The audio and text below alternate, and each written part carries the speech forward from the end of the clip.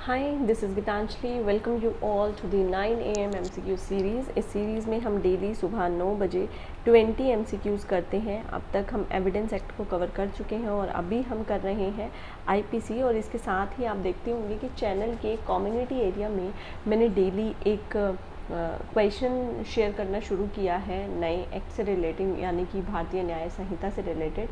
उसके लिए अगर आपका कोई सजेशन या ओपिनियन हो कि क्या मुझे वो सीरीज़ स्टार्ट करनी चाहिए, तो आप मुझे ज़रूर कमेंट सेक्शन में बता सकते हैं। तो चलिए स्टार्ट करते हैं। क्वेश्चन नंबर 121 से स्टार्ट करने से पहले अगर आप हमारे paid courses, paid legal services के बारे में जानना चाहते हैं तो आप हमारी वेबसाइट विजिट कर सकते हैं या फिर आप नीचे दिए गए नंबर्स पर कॉन्टैक्ट कर सकते हैं। तो यस, बिना टाइम वेस्ट किए हुए क्वेश्चन नंबर 121 पे आते हैं। क्वेश्चन है, which of the following shall not be an unlawful assembly within the meaning of 141। 141 में एक लिस्ट दी हुई है, उनमें से क्या नहीं है यहाँ पे। एन असेंबली ऑफ 5 और more person with the common object of only maintaining position, गलत है, पहला ही गलत है। ठीक है, तो आंसर होगा वैसे 1, बाकी हम सारे भी पढ़ लेते हैं। एन असेंबली ऑफ 5 और more person to vindicate supposed right of one or all by show of force, an assembly of 5 or more person to prevent arrest of a person by court under the order of the court, an assembly of 5 or more person with the common object of taking possession of the property। ठीक है, next question 122, writing आपको कहाँ पर दिया गया है, तो ये दिया गया 146 में। Next, for rioting which one of the following is correct, actual force और violence, mere show of force is sufficient, mere possession of deadly weapon is sufficient। Writing के लिए क्या ज़रूरी है, राइटिंग के लिए एक्चुअल फोर्स और वायलेंस यूज़ होना चाहिए। ठीक है, तो यहाँ पर आंसर होगा ऑप्शन नंबर ए। नेक्स्ट क्वेश्चन पे आते हैं, question number 124, section 149 IPC is, क्या है 149 में, क्रिएट्स अ डिस्टिंक्ट ऑफेंस। 34 नहीं बनाता है पर 149 बनाता है। Question number 125, for the application of 149 a person should be a member of unlawful assembly and should actively participate। Active participation होना ज़रूरी नहीं होता है। ठीक है, तो ये गलत हो गया। नेक्स्ट ऑप्शन पे आते हैं हम, एक minute. A person should be a member of unlawful assembly but need not necessarily participate himself। yes, तो आंसर होगा option number B. Next question, question number 126, under 149 if an offence is committed by a member of unlawful assembly in furtherance of their common object, every member who at the time was a member of that assembly shall be guilty। बिल्कुल सही है, तो answer होगा यहाँ पे option number ए। मुझे लगता है बाकी पढ़ने की ज़रूरत नहीं है यहाँ पे। Next 127, for the application of 149 the offender must be a member of unlawful assembly. बताइए, यस बिल्कुल सही।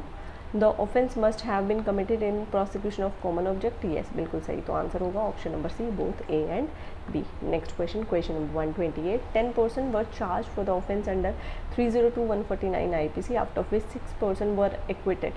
द रिमेनिंग 4, 6 चले गए हैं, 4 रह गए हैं, तो 4 से क्या 149 बनेगी कि हट जाएगी, ये अब आपको यहाँ पर बताना है। Can not be convicted for the offence 302/149। ठीक है, तो आंसर होगा यहाँ पे ऑप्शन नंबर ए। ठीक है, next question, question number 129, 10 persons were charged for the offence 302/109 committed by one person, out of which 9 except one who actually committed the offence were acquitted। the person who actually committed the offence, 9 लोगों को equity कर दिया है, तो इस case में क्या answer होगा। Can not be convicted for offence 302/149। एक मिनट, बाकी ऑप्शन भी देख लेते हैं। आजकल ना इस तरीके के क्वेश्चन जो हम कहें ना प्रैक्टिकली बेस्ड है, ये बहुत ज़्यादा आ रहे हैं। अब जो गिल्टी था वो रह गया, बाकी सब एक्विट हो गए हैं, तो जो गिल्टी है वो तो कन्विक्ट होगा ही 302 में, तो आंसर होगा यहाँ पे option number D. Next question पे आते हैं, question number 130, B happened to be a member of unlawful assembly, a factional fight ensured during which B was injured and retired to the side पे हो गया। ठीक है, later on a man was killed। अब देखिए B already retire हो चुका था, यानी साइड हो चुका था, तो क्या ये गिल्टी होगा, तो B यहाँ पर गिल्टी नहीं होगा। जो रिटायर हो जाता है ना वो गिल्टी नहीं होता है। रिटायर इन द सेंस जब लड़ाई शुरू हुई थी तब वो बीच में था, पर बीच में उसको चोट लगी, वो साइड होके बैठ गया, ठीक है, तो वो गिल्टी नहीं होगा उसके बाद जो भी ऑफेंस होगा उसके लिए। Next 131, the right of private defence is not a right of defence but retribution is a right of defence but not a right of retribution is a right of defence. तो यहाँ पे 131 का ये right of defence है पर retribution नहीं है, तो आंसर होगा ऑप्शन नंबर बी, ठीक है। Next 132, the word wrong in a defence of insanity refers to, क्या मतलब है रॉन्ग का? Moral as well as legal wrong, answer होगा option number D. Next question, question number 133, question है for an affray under section 159 of IPC the minimum number of person required, affray के लिए कितने लोगों की ज़रूरत है? एफरे के लिए चाहिए होते हैं 2 लोग, तो आंसर होगा option number B. Next question number 134, fight under section 159 IPC signifies, fight का क्या मतलब है? 2 person, participate actively involve, 2 person one of which is passive, 2 person both of are passive, तो आंसर होगा ऑप्शन नंबर ए, 2 लोग हैं और actively participate करें, एक दूसरे को घूसे मुक्के दोनों मार रहे हैं।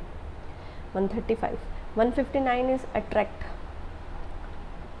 when there is exchange of abuse without exchange of prose, देखिए यहाँ पे गाली गलौज भी हो रहा है और एक दूसरे को मार पिटाई भी होती है, तब बनता है 159, तो आंसर होगा option number B. Next question पे आते हैं हम, क्वेश्चन नंबर 136 पे, promoting hatred among class of an offence, कहाँ पे हमें ये दिया गया है? तो ये हमें दिया गया है ऑप्शन नंबर सी 153 ए में, ठीक है। मेकिंग इम्प्यूटेशन और assertion prejudice to national integration is an offence, किस सेक्शन में ये ऑफेंस है?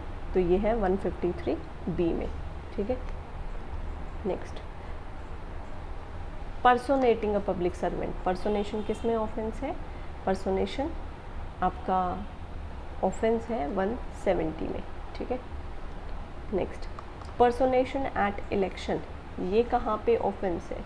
ये है आपका 171 डी में, ठीक है। नेक्स्ट क्वेश्चन नंबर 140, चैप्टर 10 किससे डील करता है? तो चैप्टर 10 हमारा डील करता है offence relative to contempt of lawful authority of public servant, answer is option number C. तो यहाँ पे हमने कवर कर लिए हैं 40 क्वेश्चंस और 20 क्वेश्चन सुबह 9 बजे वाली सीरीज़ में। आई होप ये सीरीज़ आप सभी के लिए हेल्पफुल होगी। अगर आपके कोई सजेशन या ओपिनियन है तो आप मुझे कमेंट सेक्शन में बता सकते हैं। तब तक के लिए बस इतना ही, मिलते हैं कल सुबह 9 बजे।